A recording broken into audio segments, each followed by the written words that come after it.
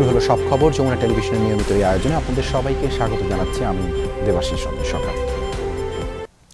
ভারতের মাটিতে বসে স্বৈরাচারী ও ফ্যাসিবাদীরা কথা বললে বিষয়টি বাংলাদেশের জন্য উদ্বেগের বলে মন্তব্য করেছেন পররাষ্ট্র প্রতিমন্ত্রী শামা ওবায়েদ। সন্ধ্যায় পররাষ্ট্র মন্ত্রণালয়ের ব্রিফিংয়ে এসব কথা বলেন তিনি। আরও বলেন, ভারতের সাথে বাংলাদেশের বহুমাত্রিক সম্পর্ক, এ সকল বিষয়ে আলোচনা চলবে, তবে যে বিষয়ে জুলাই যোদ্ধা ও বাংলাদেশের মানুষকে ব্যথিত করে সে বিষয়ে ভারত সরকারকে সতর্ক হতে হবে বলেও জানান শামা ওবায়েদ। এছাড়া ব্রিক্সে বাংলাদেশ জয়েন করবে কিনা সেটা বাংলাদেশ সরকারের সময় ও সিদ্ধান্তের উপর নির্ভর করে বলে মন্তব্য করেছেন পররাষ্ট্র প্রতিমন্ত্রী। ভারতের মাটিতে বসে স্বৈরাচারী ফ্যাসিবাদী সাজাপ্রাপ্ত আওয়ামী লীগের লোকজন এবং আওয়ামী লীগের প্রধান যদি এই ধরনের ষড়যন্ত্রমূলক কাজকর্ম চালিয়ে যেতে থাকে এবং সেটা যদি ভারত সরকার এখনই বন্ধ না করে, এই মুহূর্তে বন্ধ না করে, তাহলে অবশ্যই সেটা বাংলাদেশের জনগণের জন্য একটা উদ্বেগের জায়গা তৈরি করে।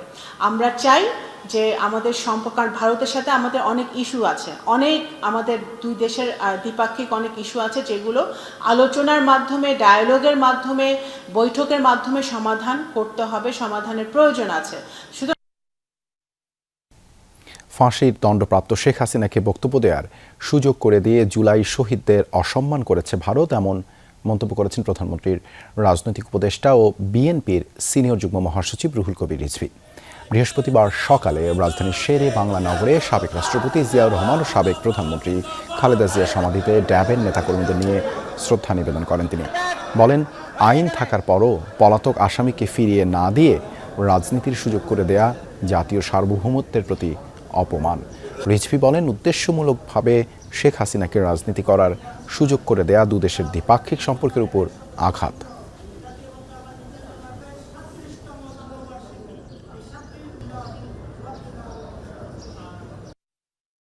আমাদের স্বাধীনতা সার্বভৌমত্ব সুরক্ষার অঙ্গীকার নিয়ে যে গণজাগরণ, যে মহাবিপ্লব 5ই আগস্টের দিন সম্পন্ন হলো, পালিয়ে গেল, সেই দিনই এই প্রোগ্রামটি দিল্লিতে হচ্ছে আর সেখানে শেখ হাসিনাকে বক্তৃতা করতে দেওয়া হচ্ছে। এটা সম্পূর্ণরূপে ভারতীয় নীতি নির্ধারকদের পরিকল্পিত একটি বিষয়। শেখ হাসিনাকে ব্যবহার করে ভারত বাংলাদেশে অস্থিতিশীলতা তৈরির চেষ্টা করছে, এমন অভিযোগ করেছেন এনসিপির মুখপাত্র আসিফ মাহমুদ সজীব ভুঁইয়া। তিনি বলেন, দেশের সার্বভৌমত্ব ও রাজনৈতিক স্থিতিশীলতার বিরুদ্ধে যে কোনো ষড়যন্ত্র মোকাবেলায় সব রাজনৈতিক দলকে ঐক্যবদ্ধ থাকতে হবে। বৃহস্পতিবার বাংলা মোটরে এনসিপির কেন্দ্রীয় কার্যালয়ে জরুরি সংবাদ সম্মেলনে এসব কথা বলেন আসিফ মাহমুদ। বলেন, শেখ হাসিনার সাম্প্রতিক সংবাদ সম্মেলন বাংলাদেশের সার্বভৌমত্বের জন্য হুমকি স্বরূপ। ঢাকায় নিযুক্ত ভারতীয় হাইকমিশনারকে তলব করে সরকারের আনুষ্ঠানিক প্রতিবাদ জানানো উচিত। তিনি দাবি করেন, দেশের বাইরে একটি অপশক্তি বাংলাদেশকে অস্থিতিশীল করার ষড়যন্ত্রে লিপ্ত রয়েছেন। এ সময় ক্রিকেটার ও সাবেক এমপি সাকিব আল হাসানের সমালোচনাও করেন এনসিপির মুখপাত্র।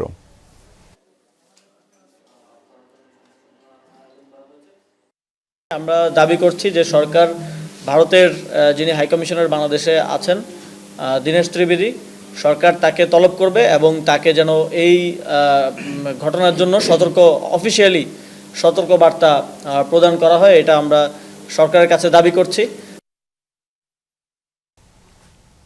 আওয়ামী লীগের সাধারণ সম্পাদক এবং সাবেক মন্ত্রী ওবায়দুল কাদের, বাহাউদ্দিন নাসিম, যুবলীগ ও ছাত্রলীগের সভাপতি, সাধারণ সম্পাদক সহ 7 জনের বিরুদ্ধে প্রসিকিউশনের দ্বিতীয় দিনের যুক্তিতর্ক শুনানি শেষ। পরবর্তী যুক্তিতর্ক শুনানি 9 আগস্ট। আন্দোলন চলাকালে ছাত্রলীগ সভাপতি সাদ্দাম হোসেন ও সাধারণ সম্পাদক শেখ ওয়ালি আসিফ ইনানকে শিক্ষার্থীদের উপর হামলার নির্দেশনা দেন ওবায়দুল কাদের। সেই ফোনালাপ দাখিল করা হয়েছে ট্রাইব্যুনালে। এতে শিক্ষার্থীদের মারতে নির্দেশনার বক্তব্য দেখা যায়। এর আগে মঙ্গলবার প্রথম দিনের যুক্তিতর্ক উপস্থাপন করেন প্রসিকিউশন।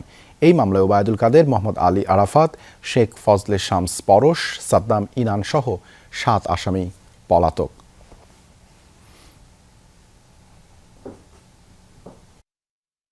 এই আন্দোলন দমন করার জন্য ছাত্রলীগই যথেষ্ট। উনি আরও বলেছিলেন যে এই রাজাকার স্লোগানের জবাব ছাত্রলীগ দেওয়ার জন্য যথেষ্ট, ছাত্রলীগই দিবে। এই বক্তব্যের প্রেক্ষিতে ঢাকা বিশ্ববিদ্যালয়ে 15 তারিখে 3 শতাধিক আন্দোলনকারী নিরীহ নিরস্ত্র ছাত্র জনতাকে ছাত্রলীগের সশস্ত্র ক্যাডার বাহিনী পিটিয়ে, গুলি করে এবং কুপিয়ে জখম করেছিল।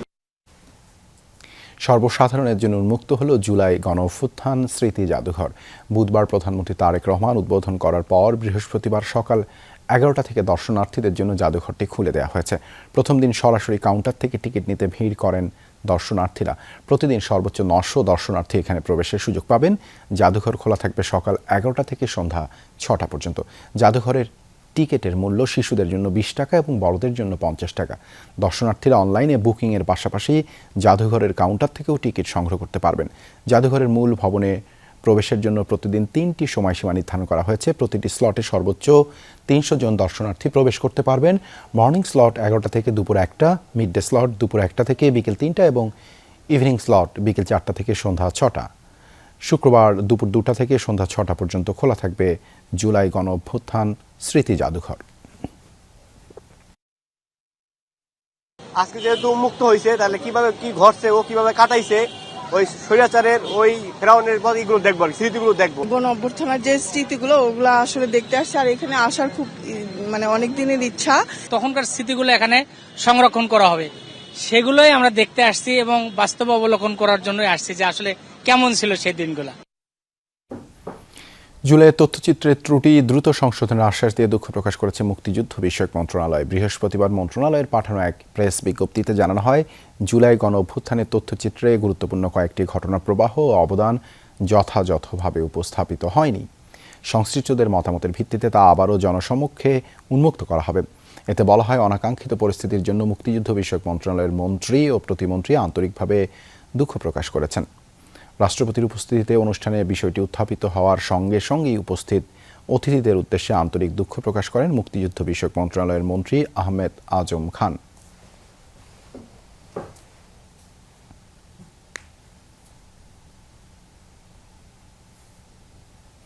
দেশের জনগণের অধিকার আদায়ে 5 সেপ্টেম্বর ঢাকা থেকে চট্টগ্রাম পর্যন্ত লং মার্চ করা হবে, এই ঘোষণা দিয়েছেন জামায়াত আমির ও বিরোধী দলীয় নেতা ডাক্তার শফিকুর রহমান। রাজধানীর মুক্তাঙ্গনে নিত্য প্রয়োজনীয় দ্রব্যের মূল্য বৃদ্ধি, বিদ্যুতের ভুতুড়ে বিল এবং সারা দেশে আইনশৃঙ্খলা পরিস্থিতির চরম অবনতির প্রতিবাদে 11 দলের অবস্থান কর্মসূচি চলবে। সেই অনুষ্ঠানেই এই ঘোষণা দেন তিনি। বলেন, লং মার্চে বাধা দিলে দ্বিগুণ শক্তিতে তা গন্তব্যে পৌঁছে যাবে। এ সময় নিত্যপণ্যের বর্ধিত দাম প্রত্যাহারের আহ্বান জানান তিনি। কর্মসূচিতে এনসিপির আহ্বায়ক নাহিদ ইসলাম বলেন, এই সরকার পদে পদে জনগণের সাথে বিশ্বাসঘাতকতা করে যাচ্ছে। অভিযোগ, নির্বাচনের মধ্যে দিয়ে ক্ষমতায় এসে লুটপাট চালাচ্ছে বিএনপি। সিন্ডিকেট করে দাম বাড়ানোর জন্য জ্বালানি তেল গ্যাস সংকট তৈরি করেছে। বিদ্যুৎ বিল, নিত্যপণ্যের মূল্য বৃদ্ধি ও লাগাম ছাড়া। অবস্থান কর্মসূচি শেষে মিছিলটি নিয়ে সচিবালয় অভিমুখে যাত্রা করে 11 দলীয় জোটের নেতাকর্মীরা। এ সময় পুলিশ বাধা দিলে ধস্তাধস্তির ঘটনা ঘটে। পরে জামায়াতের আমির সহ শীর্ষ নেতারা সচিবালয়ের সামনে অবস্থান নেন। কিছুক্ষণ পর পুলিশের অনুরোধে অবস্থান ত্যাগ করে তারা।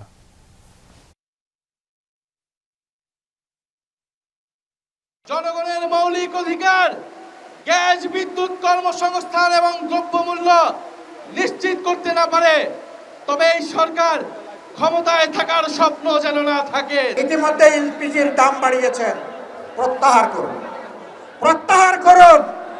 না করলে আমরা সংশ্লিষ্ট দপ্তর ঘেরাও করতে বাধ্য হব। সংকট তৈরি করার পরবর্তী পদক্ষেপ হচ্ছে দাম বাড়ানো।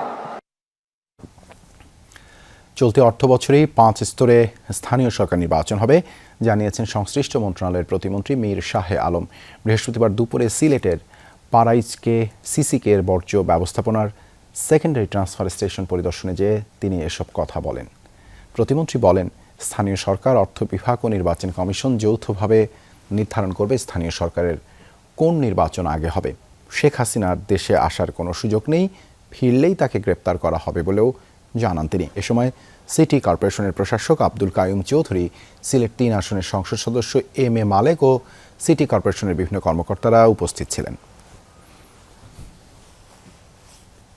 আমরা নির্বাচন কমিশনের প্রস্তুতি, অর্থ বিভাগের সম্মতি এবং স্থানীয় সরকার যৌথভাবে বসে পরিবেশ, ওয়েদার, অর্থনৈতিক বিবেচনায় কোন নির্বাচনটি আগে এবং কোন নির্বাচনটি পরে করা হবে এ ব্যাপারে এখনো কোনো সিদ্ধান্ত আমরা নেইনি।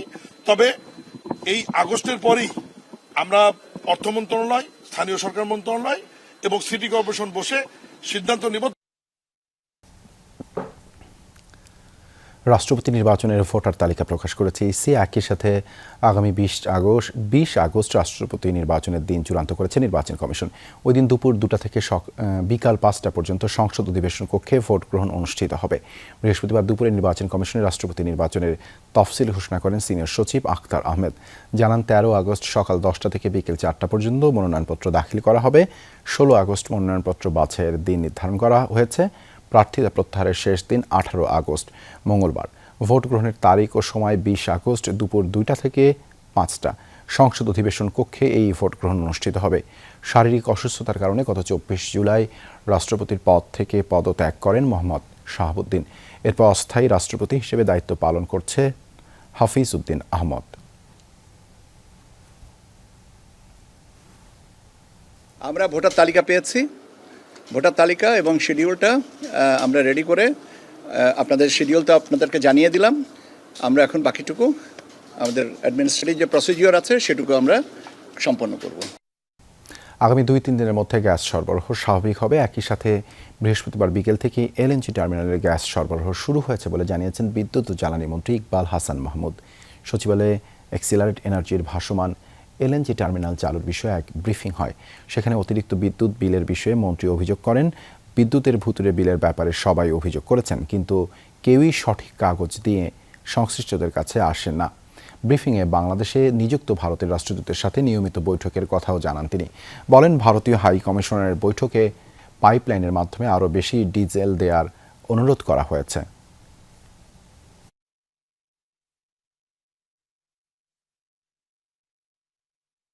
সঞ্চালন শুরু হয়ে গেলে আস্তে আস্তে আমাদের যেখানে প্রেশার কমে গেছে প্রেশারটা উন্নত হবে এবং মোটামুটি যে সমস্যার মধ্যে পড়েছি সেমতো উত্তরণ করতে পারবো। স্বাভাবিক হতে 2-3 দিন লাগবে, মিনিমাম 2-3 দিন লাগবে। গ্যাস না থাকলে মানুষও পাবে না, আমার পাওয়ার স্টেশনও পাবে না। এখন আমার যে পাওয়ার স্টেশন বন্ধ হয়ে গেছে ওগুলো আবার চালু করবো। অফিস সময়ে প্রাইভেট প্র্যাকটিসের অপরাধে নরসিংদীর বেলাবু উপজেলা স্বাস্থ্য কমপ্লেক্সের junior consultant doctor Mainul Hasan চিশতির বিএমডিসির লাইসেন্স বাতিল ও বরখাস্তের নির্দেশ দিয়েছেন স্বাস্থ্যমন্ত্রী সরদার শেখাওয়াত হোসেন। দুপুরে রাজধানীর ইংলিশ রোডের পপুলার ডায়াগনস্টিকে আকস্মিক অভিযানে যান স্বাস্থ্যমন্ত্রী। সে সময় রোগী দেখছিলেন বেলাবু উপজেলা স্বাস্থ্য কমপ্লেক্সের ডাক্তার মাইনুল হাসান চিশতি। দীর্ঘদিন ধরেই সরকারি হাসপাতালে না গিয়ে বেসরকারি ডায়াগনস্টিকে রোগী দেখেন ডাক্তার মইনুল। রেহাই পেতে একটি ভুয়া পদত্যাগপত্র দেখান মন্ত্রীকে। সেটি যাচাই করে মিথ্যা প্রমাণিত হলে এই চিকিৎসককে বরখাস্তের নির্দেশ দেন স্বাস্থ্যমন্ত্রী। অভিযানে উপস্থিত ছিলেন স্বাস্থ্য অধিদপ্তরের কর্মকর্তারা।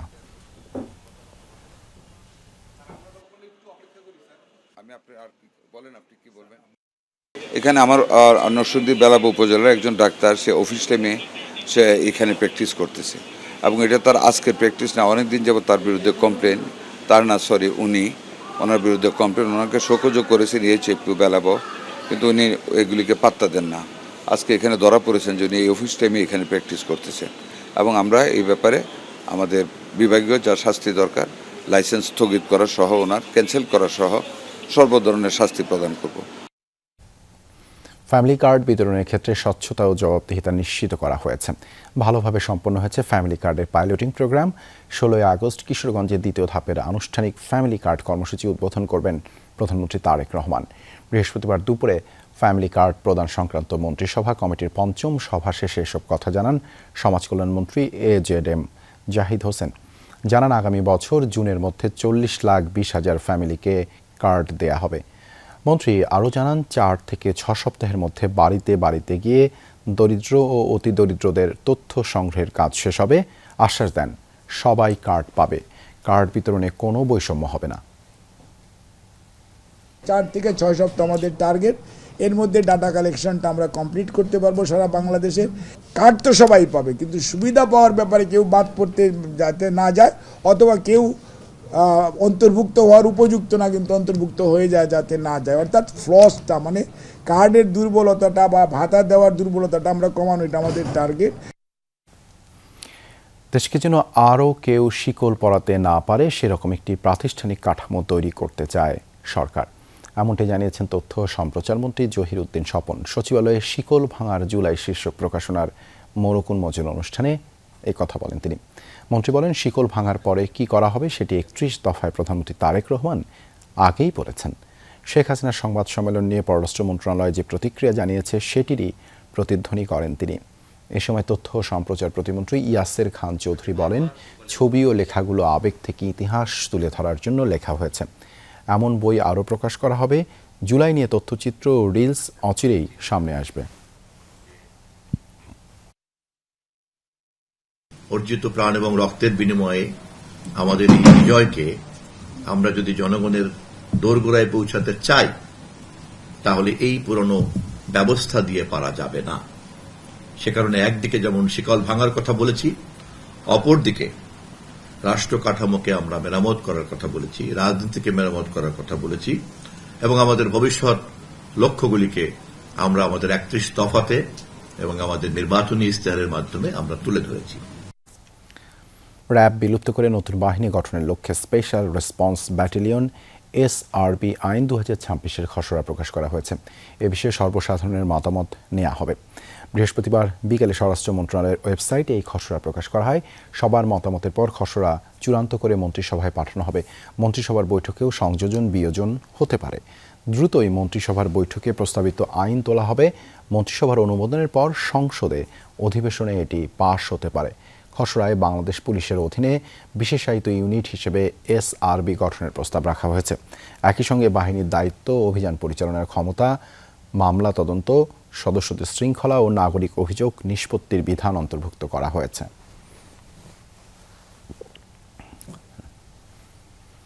দেশের অর্থনীতিকে পঙ্গু করে দিয়ে গেছে পতিত আওয়ামী লীগ। ব্যাংকিং খাতের 1/3 টাকাই চুরি করেছে, যে কারণে 2 কোটির বেশি আমানতকারী পড়েছেন ভোগান্তিতে। এমনটাই বলেছেন বাংলাদেশ ব্যাংকের গভর্নর মোস্তাকুর রহমান। বৃহস্পতিবার সকালে ঢাকা বিশ্ববিদ্যালয়ে বাংলা QR কোড নিয়ে আয়োজিত সেমিনারে যোগ দেন গভর্নর। বলেন, ব্যাংকের দেয়া মোট ঋণের 36% খেলাপি, যা এই খাতের জন্য অশনি সংকেত। এই সংকট কমাতে 18 মাসের বিশেষ পরিকল্পনা হাতে নেওয়া হয়েছে। গভর্নর জানান, বেসরকারি খাতে ঋণ বাড়াতে সেপ্টেম্বর থেকে 60,000 কোটি টাকার নতুন প্যাকেজ চালু হবে। জুলাই যোদ্ধাদের সহায়তায় প্রতিটি উপজেলায় তৈরি করা হবে 5,000 নতুন উদ্যোক্তা। মানি লন্ডার যারা খেলাপি আছে তাদের জন্য এটা একটি বার্তা যে আমরা যে আইনটা প্রস্তাব করেছি তাতে 6 মাসের মধ্যে কিন্তু শেষ হয়ে যাবে। তারা যদি মনে করে যে বছরের পর বছর মামলা করে থাকা যাবে, সেই সুযোগটা আমরা দিতে চাচ্ছি না। 60,000 কোটি টাকার একটা স্টিমুলাস প্যাকেজ ডিক্লেয়ার করেছি। আপনারা জানেন যে এইগুলোর কতগুলো প্রসেস আছে, ব্যাংকের সাথে এগ্রিমেন্ট সাইন করতে হয়। এটা আমরা আশা করছি যে সেপ্টেম্বর থেকে ডিসবার্সমেন্টগুলো শেষ হবে। ফরিদপুরের ভাঙ্গায় নিয়ন্ত্রণ হারিয়ে যাত্রীবাহী বাস খাদে পড়ে 25 জন আহত হয়েছেন। বৃহস্পতিবার রাতে ঢাকা বরিশাল মহাসড়কের ভাঙ্গা উপজেলার বাবলাতলা এলাকায় এই দুর্ঘটনা ঘটে। পুলিশ জানায়, বরিশাল থেকে ছেড়ে আসা সিলেটগামী সাগরিকা পরিবহনের একটি বাস নিয়ন্ত্রণ হারিয়ে সড়কের পাশে খাদে পড়ে যায়। এতে বাসে থাকা চালক, হেলপার ও যাত্রীসহ অন্তত 25 জন আহত হয়। খবর পেয়ে ফায়ার সার্ভিস ও হাইওয়ে পুলিশ এবং এলাকাবাসী আহতদের উদ্ধার করে ভাঙ্গা হাসপাতালে ভর্তি করে। তবে গুরুতর আহত 5 জনকে ফরিদপুর মেডিকেলে পাঠানো হয়েছে। ঝিনাইদহে বীরশ্রেষ্ঠ হামিদুর রহমানের ভাস্কর্য ভাঙচুরে জড়িতদের শাস্তি ও পুনর্নির্মাণের দাবি জানিয়েছে নাগরিক প্রতিনিধি দল। বৃহস্পতিবার দুপুরে শহরের কেন্দ্রীয় বাস টার্মিনালে অবস্থিত ভাস্কর্যে শ্রদ্ধা নিবেদন করেন তারা। পরে সংক্ষিপ্ত প্রতিবাদ সমাবেশে বক্তব্য দেন মুক্তিযোদ্ধা আবু সাইদ খান, মানবাধিকার কমিশনের সাবেক কমিশনার নূর খান লিটন, ঢাকা বিশ্ববিদ্যালয়ের গণযোগাযোগ ও সাংবাদিকতা বিভাগের অধ্যাপক রোবায়েত ফেরদৌস সহ অনেকে। এ সময় বক্তারা হামিদুর রহমানের ভাস্কর্য ভাঙচুরের নিন্দা জানান। জড়িতদের বিরুদ্ধে আইনগত ব্যবস্থা নেওয়ার দাবি জানান তারা।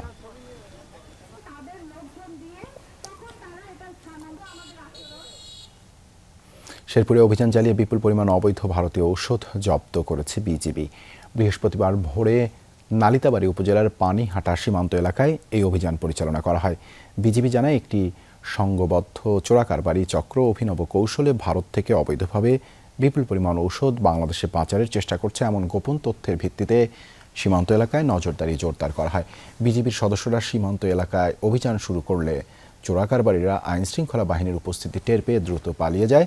পরে ঘটনাস্থলে তল্লাশি চালিয়ে পরিত্যক্ত অবস্থায় বিপুল পরিমাণ ভারতীয় ঔষধ জব্দ করা হয়। জব্দ করা ঔষধের আনুমানিক বাজার মূল্য 81,20,800 টাকা।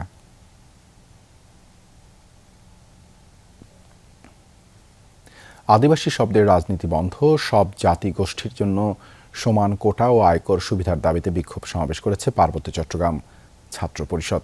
বৃহস্পতিবার বিকেলে ঢাকা বিশ্ববিদ্যালয়ের রাজু ভাস্কর্যে অনুষ্ঠিত বিক্ষোভ সমাবেশে নেতাকর্মীরা বলেন, 1997 সালে পার্বত্য চট্টগ্রাম চুক্তিতে উপজাতি হিসেবে পরিচয় থাকলেও পরবর্তীতে আদিবাসী পরিচয়কেই ব্যবহার করা হয়েছে।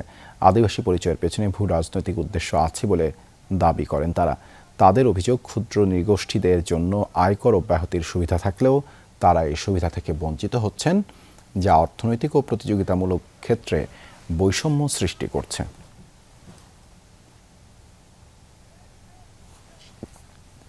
এই ছিল সব খবরের আজকের আয়োজনে। এতক্ষণ সাথে থাকার জন্য ধন্যবাদ সবাইকে।